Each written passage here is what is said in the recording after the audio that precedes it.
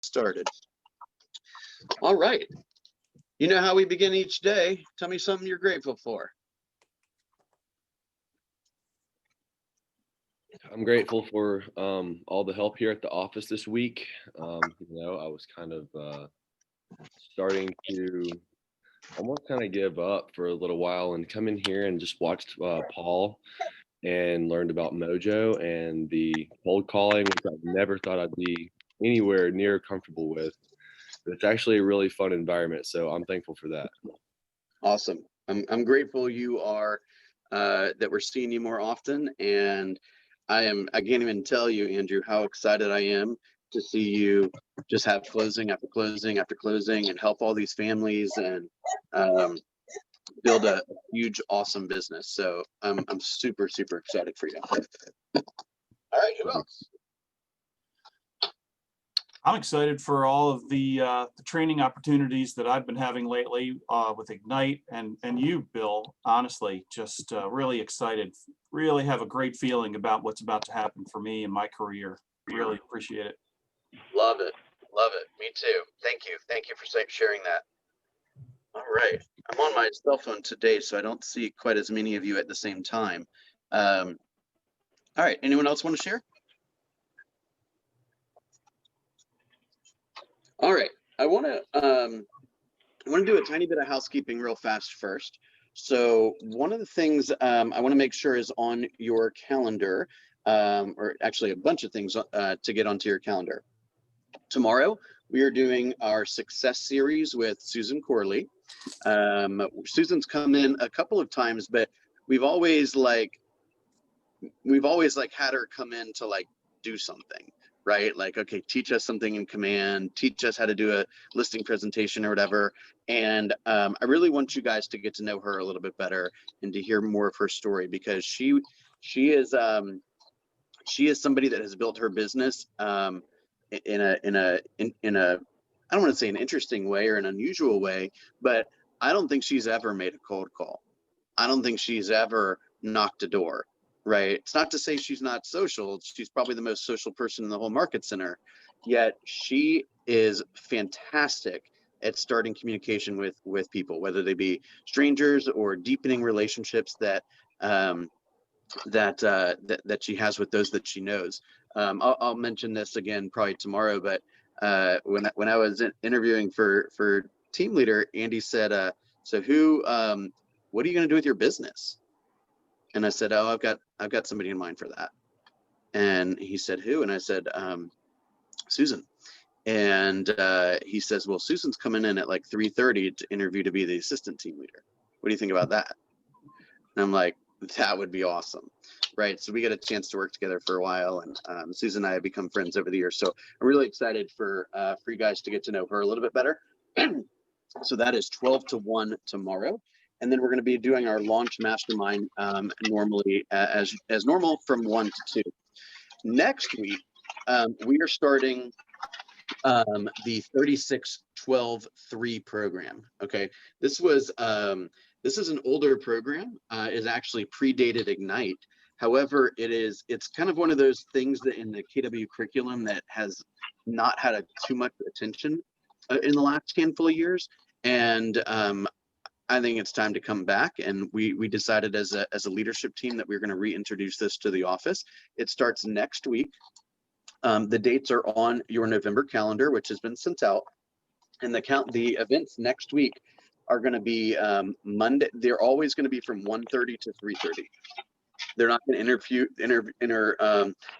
get in the way of bold. They're not going to get in the way of lead gen time. They're not going to get in the way of lunch or any of that kind of thing. They're not going to get in the way of late night family time. From 1:30 to 3:30 is when the dates are going to be. We're doing a class on Monday, the 16th. And by the way, we're going to clear our productivity coaching calendar during those times too. So Monday from 1 to 3, Aubrey is going to teach the first class. It's going to be on the power of one. They're all going to be workshops. Okay. So we're going to encourage you to come into the office, and we'll do it over Zoom as well. Okay. So 1:30 to 3:30 on Monday. I'll be teaching a prospecting workshop on Thursday. And then Robin Lemon will be teaching a marketing workshop on Friday. And then the following week, there'll be one on database. And then Kathy Ray, of course, will be teaching one on working with your Mets. See, I'm so glad I'm on here today because I didn't know what I was doing. Yes. Well, Kathy Ray, put it on your schedule. You have been chosen to teach a class that is from 1:30 to 3:30 on the 30th. Okay, I'm glad it's that class. Well, Robin and I handpicked these. Yeah. For you guys. Working with Mets. We scoured the roster and we were not able to find a single person better equipped to teach a class on that. Congratulations. Thanks. All right. So with all of that said, you know, we're trying our best to make sure that you know, these one-on-one 15-minute sessions can be at a reliable, consistent time. The trouble, the challenge, even though it's kind of a good challenge, is there's just so many things that I want you guys to get exposed to. So if you have a coaching session on one of these days during the time of 1:30 to 3:30, reach out to me privately and we will make an adjustment to the time so that you still get your so that we still get our coaching opportunity. Okay. A couple of you have already started to reach out to, and there doesn't seem to be a whole lot of rhyme or reason to when these things are on the calendar. So we'll just play it week by week. Okay. Any questions, thoughts on that? I will also throw this out there. I know it's at the same time as the One Thing seminar, but next week on Tuesday and Wednesday is Fall Masterminds. Fall Masterminds, I think, is $49. It's a 2-day international, essentially, convention. And if you want, you can go to, what is the website? It's masterminds.kw.com for more information. Masterminds.kw.com. Okay. There's a couple of guest speakers, including Chris Hogan, who's one of Dave Ramsey's kind of colleagues. And they're going to be talking a lot about business plan. Not anything that's like revolutionary. I mean, we talk a lot about it in here too. It's just a different perspective. And it's coming from KWRI. So if you're interested in that, masterminds.kw.com. Okay. All right. Who has some questions or thoughts or complaints or feedback on any of that? Okay. Got another couple things on my mind, and then we'll do a little language stuff, okay? I have been speaking with a number of you guys privately, and one thing that I'm noticing is that it is my opinion that not enough of you have script practice partners. Is that true? It is true. Thank you, Michael. Thank you. All right. I'm not I asking. have two. I have two. That's awesome. What an overperformer here. Yes, I have Greta in the morning and John in the afternoon, and we have a scheduled appointment every day. You guys will see the difference in your confidence and your presentations and your ability so fast it won't even be funny. Okay. If you do not have a script practice or role play partner, or you're looking for another one or more days or a different time or whatever, I'd love if you could just reach out to our group and let's work on together finding you somebody. Okay. Nothing would stop you, by the way, from getting a script practice or role play partner outside of our market center. I know at least one of us has that. And also nothing would stop us from having a script practice or role play partner in a different city, right? What if you had a script practice partner in Phoenix on Monday for 10 minutes and Seattle on Tuesday for 10 minutes and Detroit on Wednesday for 10 minutes. And now all of a sudden you got people that know you're in Metro Atlanta and might consider supporting you, right? Nothing would stop you from that. The scripts are the same in Michigan too. Okay. So let's see.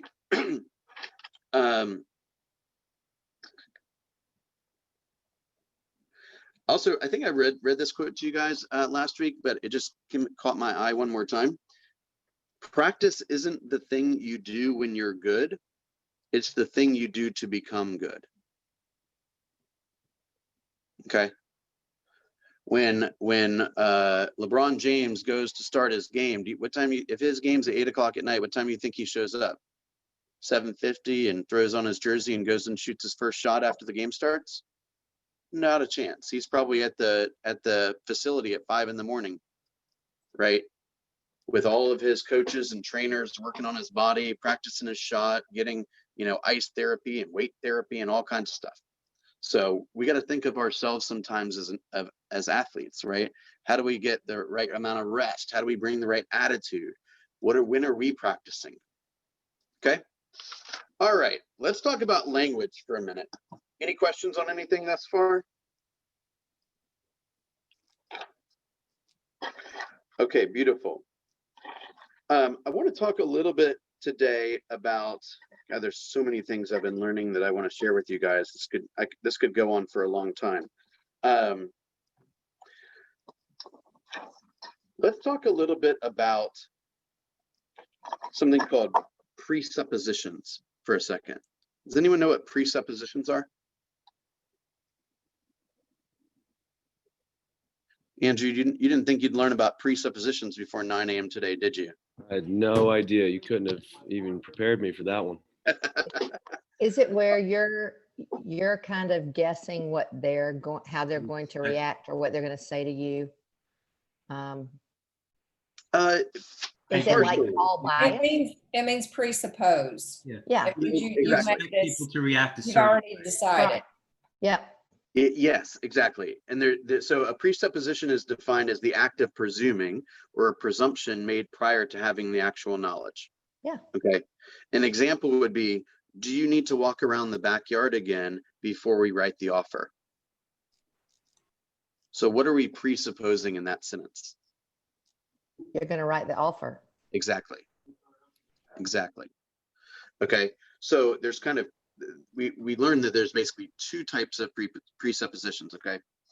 The first is what's called an awareness presupposition. That's that you're implying that you're aware of a certain thing, and it'll immediately draw your listeners' attention. You're redirecting their focus to where or why it is that way. And you're presuming that a person is now aware of something that wasn't there before. You're basically creating a new reality for the person. So here are a few words that are examples of presuppositions. By the way, all this information is in the Google Drive, okay, under language of sales.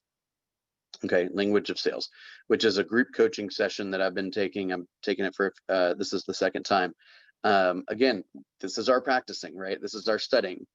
Beginning, notice, noticing, starting, assume, assuming, feel, feeling, become, becoming, discover, discovering, fulfill, fulfilling, achieve, achieving, conceive, conceiving, ponder, pondering, realize, realizing, right? So here's a couple of examples, okay? Naturally, you're paying attention to the urgency to sell your home now as the market is dropping, so it makes sense to list now. Once you begin to notice the increasing number of homes coming onto the market, you'll decide to sell now. As we get closer to the next home, you'll start to realize what a great neighborhood it's in and all the amenities in the area. It'll just feel like home. Okay. You decide what decision, action, or belief you want to introduce to someone, and then you introduce the idea with a presupposition, and you're doing it to create a win-win situation. So if I say, as we get closer to the next home, you'll start to realize what a great neighborhood it's in and all the amenities in the area. That's a statement. That's not a question. So I'm not saying, do you see how great of a community this is?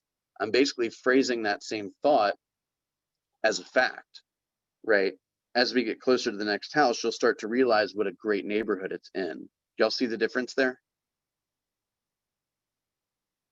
Okay. Go ahead, Kathy. No, I was about to say yes. I do see it.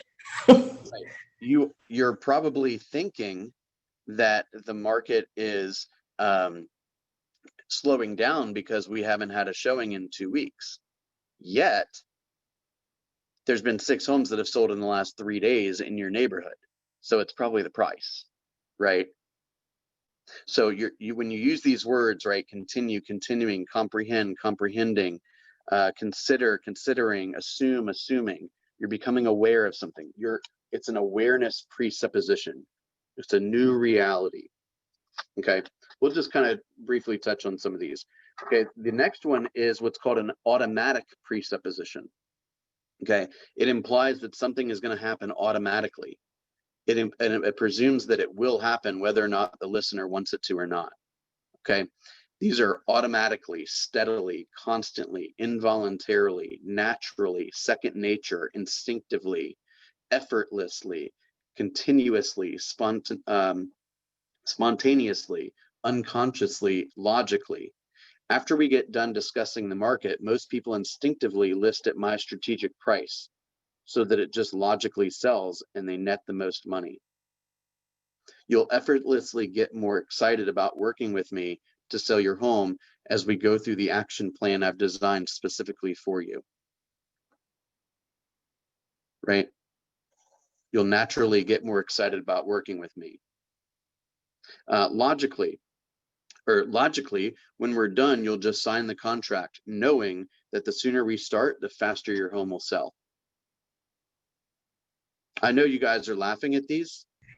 I'm laughing at you'll naturally get more excited for working with me. I'm like, how often is he going to say that? How often is he going to interject that in there so that we're all so excited? I mean, we're excited, but we'll get more excited. Yeah. Working with you. That's right, baby. You're going to get real excited working with me. They're very, very, very effective terms. What's that? I'm sorry. They're extremely effective terms. Absolutely. I agree. When I've, in my past, they're very, very effective ways to like sway people towards your narrative. Give me an example, John. How have you used that in your previous life? Well, I would say, something, the logic thing, the logic way that you would want to do this is ABC. So the person has in the back of their mind, well, if I don't do that, then I'm not logical. You're just planning. This is the logical way to do things. This is the way that has worked. When I work for you, when I do this for you, it's implying that we already have the relationship. We're already you already signed on. Yeah. So you just want to continually kind of plant those in your conversation, like you're doing. Yeah, that's a really good one. And the use of, I mean, it may be a language pattern that I'm just not familiar with the name of it, but even discussing a lot of things in terms of we. Right. Like we'll get the house ready to go. We'll get all the other vendors on board. We'll start the marketing plan right now. 3 months from now, 3 months from now, this is what we'll be doing together. And exactly. Yeah. So we're going to review your financials and discuss the loan terms and go look at some property and make sure that we find the best home for your family. Okay. And Bill, to add on to that, 30 years plus retail management. As you're saying this, you're nodding your head up and down. Yes. In agreement. You're nodding your head up and down, and you're smiling occasionally, not too often, but enough that you're getting them to sign on mentally to what you're saying. Great point. Exactly. Well, naturally, if you just drop $600 on this fancy suit, you're going to want some nice ties, right? Is that right, Mary? Yes, sir. Sorry, I muted myself. Exactly. Can you give us an example from your previous work life and how you've used these, or how you've been aware of them, or how that's worked out for both you and the consumer? Definitely with Harley Davidson, everything is upsell with them. You start at the very highest product, and you convince them that highest product is exactly what they want, and you give them all the reasons. So as say a $600, $800 leather coat, you show them all the benefits and features. And then as you're going through this, you go, I know that you want the very best, to experience the very best ride. You're nodding your head up and down. I know that you want to have the very best safety that there is within your gear. I know that you want to enjoy this leather coat for lifetime. It has a lifetime warranty on it. So you want to enjoy this FXRG leather coat for the rest of your life. So I know that you want the very best. So you're telling them the reasons and you're telling them why you know they want these things. Right. And we always started out with the very highest dollar of everything, the highest priced leather, the highest priced rain suit, the very best. We didn't go from the bottom going up. We started at the top and generally sold the very best because we give them the reasons why they wanted it. Right. But there's a lot of presuppositions in that, because Yes. it's like, imagine yourself driving down, the road in your new helmet. You don't want the one that fogs up really fast, do you? Right. Right. This one doesn't fog. You're starting to notice that this jacket would keep you more warm than this jacket, right? Yeah, I mean, Yes. it takes a lot of practicing, and you really have to, you're really learning a new language, right? So you're not going to learn Spanish from just simply reading. You got to converse with people. You've got to say it out loud, right? You got to say it over and over and over again. Similar to this, right? You weren't a natural at those language patterns when you first started, right? Right, Mary? Right, John? Right. Correct. Yep. So you're becoming aware that that your skills from a previous life will be helpful in real estate sales, right? Definitely. Hope so, yeah. All right. Let's see if we got a couple more minutes. Let's dive into another one. Okay. Have you guys ever heard of VAK? V-A-K. V-A-K. Okay, V, that's uppercase V, A, and K. Okay, visual, auditory, kinesthetic. Okay, visual, auditory, kinesthetic. Okay, visual, obviously sight, auditory, sound, kinesthetic, touch. Okay, so let's look at some visual. This is the way that you're going to hear a lot of people speak. Okay, about 90% of the public prefers a visual learning style. All right. Here are some examples of words that you could recognize when you're speaking to a prospect or a colleague or your spouse or whatever, to identify that that's their version of the world. That's their model for the world. Okay. Again, visual: analyze, appear, clarity, dream, distinguish, envision, examine, focus, foresee, horizon, idea, illusion, illustrate, imagine, inspect, look, notice, observe, obvious, outlook, perception, picture, scope, see, show, sight, view, vision, watch, witness. These are all related to sight. Okay, I can see myself in this home, right? The focus of our meeting will be, it appears that you're ready to write an offer. Let's examine the inspection report together, right? When they use visual words, you want to use visual words. Okay, does that make sense? When they use visual words, you use visual words. This is not always the case, but a lot of times you can, the direction their eyes go when they talk often is an indicator to whether they're visual, auditory, and kinesthetic. If they tend to look up when they're talking, they're generally speaking visual. If they tend to look side to side, they're generally speaking auditory. That's where the ears are, side to side, right? They're trying to pick something up with their ears because that's how they interpret, that's how they collect information about the world, okay? And if they tend to look down, they generally are like more tactile. They want to feel it. They want to experience it, okay? Let's move on to auditory, okay? Announce, articulate, communicate, converse, discuss, dissonant, earshot, enunciate, gossip, hear, listen, loud, mention, noise, pronounce, remark, report, ring, roar, rumor, say, shout, silence, sound, speak, speechless, squeal, state, talk, tell, tone, utter, voice. That sounds perfect. Let's talk about that. I hear you loud and clear. Not to mention, see what I'm saying? So let's use an example of, let's say a family gathering around like a kitchen island for the holidays or something. Okay. Can you just see your family gathered here for the holidays? Can you just hear all the laughter when your family gathers here for the holidays? Can you feel this kinesthetic? Can you feel the energy when your family will be here all together during the holidays? Right? So you listen very clearly for the words that they use, and you can now identify the way that they want to be communicated with. Okay. Again, when you pick up on these things, you have a choice. You can either, well, you got a couple choices. You can choose to say, hey, this sounds a little weird, but I'm going to try it anyway.